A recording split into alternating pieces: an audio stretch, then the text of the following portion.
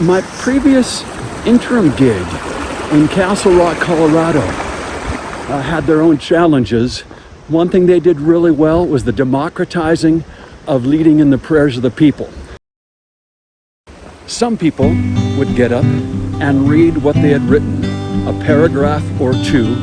We call this the pastoral prayer because the feeling of it is comforting and pastoral. And they would read straight off a card those 2 or 3 paragraphs. Wonderful. A. There's ways to make that compelling and an A+ as well. Or they would get up front and ask for a prayer request. Who's got this? It's a challenging thing to do this, right? You gotta it helps if you know some people's names, which is really hard as an interim. And you call on them and sometimes they say embarrassing things and you've got to incorporate that, and then you want to bring that stuff back for your prayer extemporaneous. That's challenging high wire act that some of you can do as well as I can do and should.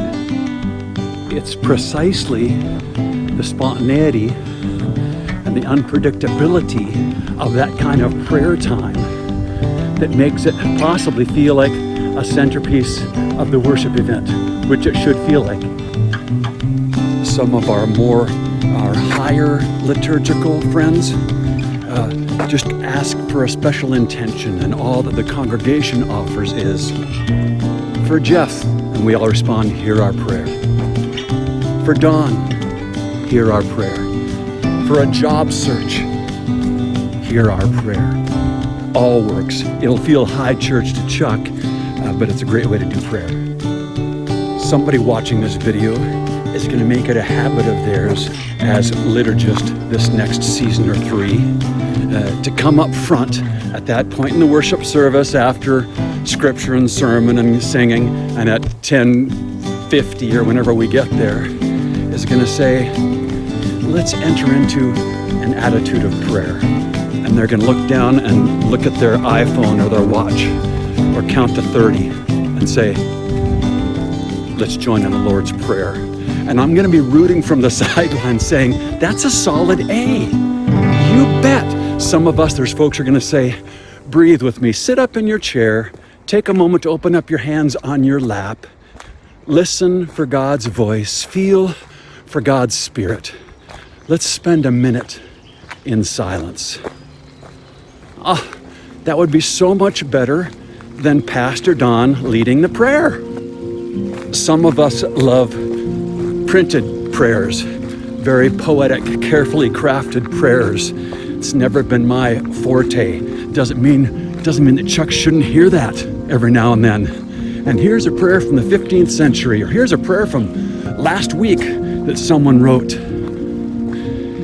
Couch that in some presence for us. Lead us out of that into the Lord's Prayer. Solid A. I'm always, maybe as an interim, but actually always as a pastor, of 2 minds in worship. One is with us, what we're doing. The other is, how does this appear to an outsider? How does this feel online? And if someone were a visitor today, what would this part of the worship service feel like? And the broader, more diverse methods we get with prayer times is a huge testament to lay leadership and strength. We are celebrating our joys together, which strengthens community and feels great to the offerer of the prayer. We're sharing the burdens of grief and concern, because that also strengthens the community and also lightens the load of those for whom that concern can be all-consuming. This will scare some people, but it's true. Being a liturgist and leading in prayer is nothing more or less than standing in the gathered assembly and inviting these people who love you, who know you, who trust you, and inviting these people into the very private space of your interaction with God. Whatever that looks like, and whatever it looks like is strengthening to us, helps our discipleship, brings us closer to God through you. I hope you'll consider joining me in the sanctuary at 11:15 this Sunday. I've already gone 3 miles. I want to do another 3-block detour. Maybe if I jump gingerly, I won't get too wet. What do you think? That's so... Oh, dang it.